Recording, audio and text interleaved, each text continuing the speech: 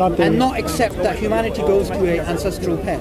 When because this is a great complicated organism. At that time, it was a simple cell. That's why. Let me finish this conversation. No, that's fine. I know you can help him out, but let me just finish this conversation. How do you know universal common ancestry is true? I don't. Okay. I thought that's what you were claiming. I mean, that's what I believe. Okay, that's fine. Whether the truth is, for example, that's fine. You sound more like a religious person now. Because that's the thing. That's the thing about being open to logic and to science. No, but that's not. No, when you say I believe, none of your because I do believe it. Because none of your beliefs are ever set in stone and unchangeable. None of them. Well, his beliefs are based on 150 years of rigorous scientific evidence. Exactly. Now, your beliefs are based on zero. And I'm happy to if I am presented with evidence to support the fact that lives that we have evolved from different ancestral lines, then I'm willing to change. I'm a bit confused. When I first came here, your level of certainty was there. Now you're saying it's a belief.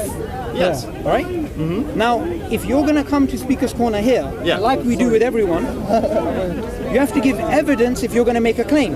Oh, so what is your evidence to support your claim? What's my claim? I didn't even make a claim. Exactly. I'm here to challenge your claim. Because your claim was you cannot shift the burden of proof on him when you're making the claim. Okay, and the other thing is, you said it was a belief. Now, you do realize that's religion. Exactly. That's what I said, yeah. Darwinism is actually a religion, which started off as a scientific theory, but is now a religion. And the proof is in the pudding. This man here and you, both of you believe in this, but you have no evidence for it. No evidence? Yeah. So you disregard the whole 150 years of science. Go ahead, give me some evidence. Give us the evidence then. The fossil record, the DNA. Okay. You disregard that? No, hang on. The fossil record is a subfield in biology. You can't say an evidence is the fossil record. How is the fossil record an evidence for Darwinism? Where is it? Well, because it shows the history of the development of creatures. How does it support universal common descent? Because that's what it shows. That's what looks like happened in the past. Okay, how does it show that? Well, because if you dig down, say, half a meter, you'll find creatures from around 5,000 years ago. If you dig down more and more, you'll find creatures from more and more longer ago. Okay. And what you'll find is that the more you dig deeper, you'll find more simpler creatures, which represent the things that creatures evolved into higher up. Okay, you do realize Darwinian theory believes that there is no inherent progress. Okay? So random mutations are random in respect to the organism. So there's no such thing as directed mutations. So according to classical Darwinian theory, and you can pick up any book, I'm just going to give you one reference, Philosophy of Human Evolution, published by Cambridge University just in 2013, 2014, it makes it clear there's no such thing as progress in Darwinian evolution. For example, you're no more complex than bacteria. For example, you survive and you reproduce, bacteria survives and reproduces. Bacteria that's been around for 4 billion years, we're equally complex to a certain degree. However, hang on. What does define... Hang on. Now you're contradicting yourself. Our bacteria, are they as complex as us? Well, bacteria that have been evolved around 4 billion years, and some extent they are. They're not as complex creatures, but they have complex survival mechanisms. Yeah. Okay. It just depends on the selection. Do they survive and reproduce? Yes. Okay, do we survive and reproduce? Yeah. So according to, and let me just give you this, right, because you guys are not contradicting yourselves now, you're contradicting mainstream secular academics. For example, Henry Gee in his book, The Accidental Species, Misunderstandings of Human Evolution, he says, and he's a Darwinist, we are no more complex than bacteria. Okay. Right? According to Darwinism. So you can't come here and say we are more complex. We are not according to your worldview. How do you understand that we are not more complex? What is meant by that? It's not me, by the way. No, that's okay. But that's it's not evidence. No, it's not me. So this is Darwinist. Okay. This is Darwinist. This is Darwinist. Because at the core, I see what you mean by the statement that we're no complex, because at a fundamental level, our bodies and the bodies of bacteria have very, very similar mechanisms. Okay, now you're referring to something known as homology. Okay? Homology is the claim that similarities are due to common descent. Okay. Okay? Yeah. This is how they look at a chimpanzee and a human being, and they say, because of similarities, there must be a common ancestor. Yeah, but no, that's been, okay? that's not true though, because there's a lot of different places. Okay, wait, hang on. I'm going to speak to one person at a time. Many different places. I'm going to speak to one person at a time. Okay? Now, what you're referring to is homology. Okay. Now, there's some issues with homology. Number one, you need to understand, homology is an assumption. Okay? It's not something which is based upon concrete observation. Secondly, we know of a counterfactual to this assumption of homology known as homoplazy.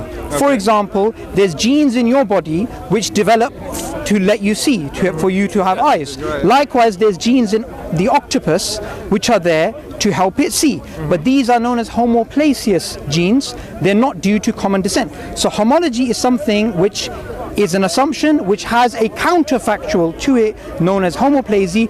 Plus, to rectify that discrepancy, what you have to do is you have to put together a probabilistic framework based upon Bayesian probabilities with 9 mathematical assumptions, and then you come to what would be considered an approximation based upon assumptions and conceptual problems of a divergence between different species, right? In the same way, hang on. In the same way, so hang on a second. In the same way that a bat's wing is that I assume that a bat's wing came from the same thing as a bird's wing. No, but because it fulfills the same function. No, but the thing is, that's not due to common descent. Those traits are not. Yeah. Because they have evolved at different points after those species have already split. So your initial point about homology. Yes, but then you go back. Yep. Then you go back even further. So let's say you have different ancestors. So my basic claim, the thing that I find the most incorrect. Sorry, say that again? The thing that I find the most incorrect, and it's a view, not really an opinion. It's the fact that people tend to think themselves so much better than all other creatures on this planet because they have been given life by Allah, by God, by Yahweh, by Ra, by countless other beings. Two things here. Number one, we're speaking about your initial claim of universal common descent. Yes. Okay? What I wanted to get to the bottom of, and the claim which I'm making, and if you don't challenge it, we can move on to the next topic about whether human beings are special or not, is that as a belief and you have no evidence for it. Because if you're going to move the topic away, either you're implicitly implying you don't have evidence for it, or you just want to go off onto a tangent. So, I can make a statement that basically, I personally, you believe it with me at the moment right now, do not have the however many pieces of scientific research that were carried out, and I cannot quote them off by heart. You obviously have an immense breadth of knowledge on the subject. No, I don't. This is stuff you can easily find online. And that's the thing. And you do realize. No, there's stuff I know. There's stuff I've read about, but I don't feel comfortable quoting because it would just be ripped to shreds by the fact that I cannot be. Can I give you something which is just going to be a conceptual reason why universal common ancestry can never be shown to be true? Okay, I'm giving you a very particular thing. Go. Okay, yeah. Life has been on this earth for approximately 4 billion years. Yes. According to the National Science Foundation, a published study last year in May, 99.999% of species are undiscovered. Not organisms, species. Okay. We don't have their fossils, we don't have their DNA, we have nothing of them. Because they came and went and extinct. They came in there, and fossilization is very rare. So because something happened a very long time ago, 4 billion years, life has been on this earth, and 99.999% of species are unobserved, any reconstruction you make is bound to be speculative. There's bound to be holes in it, yes. Not holes, speculative. Entirely. Yes, pure speculation, pure conjecture. Were you around 1,000 years ago? No. Or would all the scientists, if they tried to work it out, wouldn't it be speculative? Yes. Entirely. So Darwinism is based upon what happened 4 billion years ago, with 99.999% of species missing. So by that same logic, it is also speculative. But Darwinism is the observation of what has happened. It's not an observation. It's a reconstruction of phylogenetic relationships in the remote past. It's mainly observing the things that took place before Darwin. Darwin, I'm sure you know where Darwin formed the theory, right? On the Galapagos Islands, right?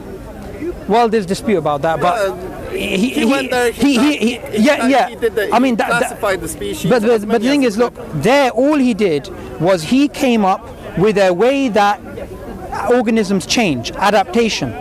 And before he published The Origin of Species, a Christian creationist 20 years before him, he already published the theory of natural selection as an adaptation. So there's nothing new.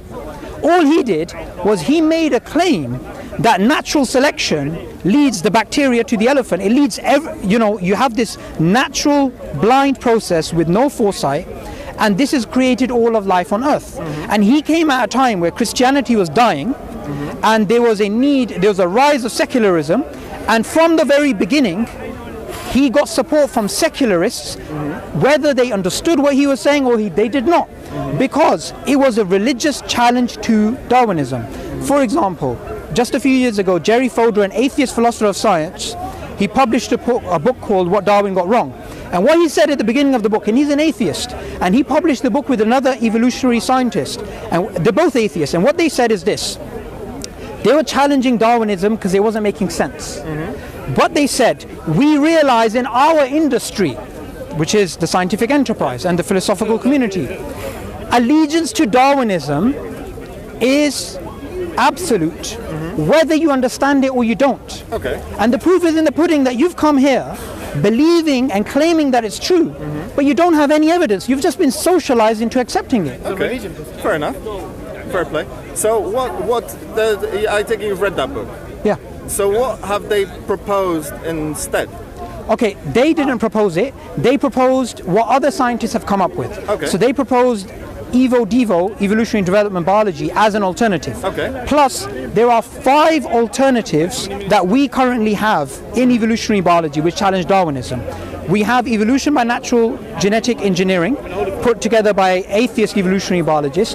We have neo-Lamarckian evolution, we have mutationism, we have symbiotic evolution, and we have evolution by self-organization. All of these 5 alternatives to Darwinism you'll never hear about, because Darwinism has become into a religion. Yet all of these 5 alternatives were put together by atheist evolutionary biologists who don't believe in God. Okay, yeah. And the reason why people believe it to be true, universal common ancestry and natural selection creating all of things, is just because we've been socialized into it. We've got no evidence for it. I respect that. And I will admit, I have not heard about the theories that you mentioned otherwise. I have not heard about them. But I'm very curious to hear what they say. Okay, just look them up. What they basically say is the core of Darwinism is we have random mutations and natural selection accumulates those over billions of years. What they're claiming is the random mutations are not beneficial. They're claiming they are directed mutations, which are changes due to the environment. So they're directed changes. Natural selection is a trimming force. So say you got a hedge and you want to cut off the leaves. That's what natural selection does. It just trims. It explains the survival of the fittest, but not the arrival of the fittest. Okay. And they come up with a whole bunch of evolutionary mechanisms which are challenging Darwinism. And the whole reason why Darwinism was popular was this. Richard Dawkins, in his book The Blind Watchmaker in the 1980s, he says before Darwin, atheism may have been logically tenable, right? You may be logically have some sort of evidence for atheism, right? But after Darwin, we became intellectually satisfied atheists. So the reason why they're not laying any alternative within science is because the religion of atheism is based upon the belief in Darwinism. Okay. This is why you never hear any of the things which I'm saying right now. But if you go to academia, you'll find them everywhere. And those people who challenge this in academia, who are atheist philosophers of science, atheist evolutionary biologists, do you know what they call them? Secular creationists. Because they don't believe in God. Okay. So it's the only scientific theory in history which has become into a religion, and it's the only scientific theory in history which has cost the lives of millions of people. How so? Hitler, what he did is he applied Darwinism to a social context. He applied eugenics to a social context. Yep, and who came up with eugenics? Darwin's cousin. Okay. And his son, Leonard Darwin, is the father of eugenics in this country. And Hitler applied it. People have been practicing eugenics long before. Okay. People have been practicing it. You stand up there. Yeah, but Darwin gave a justification for it. Darwin never used the word evolution. He did. He did. What I'm curious to say is, what I'm really curious about now is what do you believe? Where do you believe that humans come from, or life on this planet comes from? Okay. I believe life on this earth was created by God. Okay. Okay. I believe God is the author of all of the natural laws that we have. Okay. So if you can, and remember, the origin of life is something that Darwin did not really speak about. Of course. They had ideas about spontaneous generation, and they had all these weird ideas, right? Now, even Francis Crick, the guy who discovered DNA, right, the structure of DNA, the double helix structure, he realized life is so complex, it cannot have a naturalistic origin. So and he's an atheist, and he won the Nobel Prize. He said, and he came up with a theory known as panspermia. He said life was sent down to Earth on rockets by extraterrestrial life somewhere else in the universe, in his book Life Itself, right? And this panspermia theory is still a viable option in science. Now, he's thinking extraterrestrials. Now, I as a religious person, I say, well, it makes more sense it was God than aliens. Because then the question goes, well, who made the aliens? You just go back forever. Now, there's huge differences between human beings and the rest of life on Earth.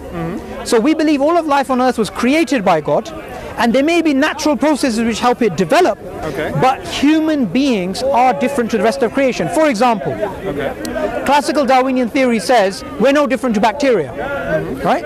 But bacteria don't stand around on Sunday talking about philosophical and religious and moral issues. They just survive and reproduce. We drink coffee and talk about quantum mechanics when monkeys are jumping around in trees. There's a big difference between human beings and the rest of life on Earth. So, but sorry if I interrupt. But the reason for that is actually makes sense. And I'm gonna, for now, I haven't read up the other evolutionary theories, so for now I'll just argue for Darwin.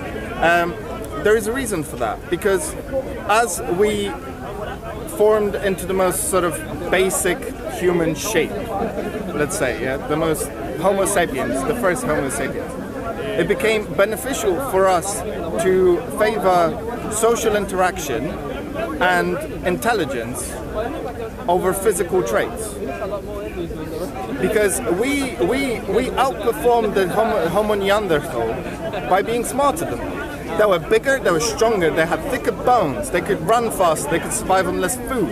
In every physical aspect, they were superior to us. But we were smarter, so we killed them all. Okay, there's one thing I want you to keep in mind. Sorry, I didn't catch your name. Magic. Magic. Close enough. Okay, Suboor. I want you to explain that, but remember, within a Darwinian context, our genetics, our physiology, and our psychology, all of this, including our behavior, have to be explicable in terms of survival and reproduction. Nothing more. Anything that we do has to be explainable in terms of survival and reproduction. Now, this is a big bone of contention amongst evolutionary biologists and philosophers of science. For example, we have things like religion, which in terms of evolution, Darwinian evolution, don't really make sense. When you bow down, like we Muslims do, and pray to God 5 times a day, it doesn't help with your survival and reproduction. When me and you sit around talking about moral, ethical issues, or when we talk about, GTA 7 or whatever's out, and who got the highest scores, that's got nothing to do with survival and reproduction. So even atheist scientists, philosophers of science, have realized human social behavior cannot be explained in terms of Darwinism, because if Darwinism was true, then the selfish gene idea would be correct. So the only reason why I would help you was to help my own genes survive. But we as human beings, we help people we're not related to. We have things like hospitals, which are the survival of the unfittest. And you and me pay for it through our tax. Right? So Darwinian evolution doesn't explain the vast majority of human behavior.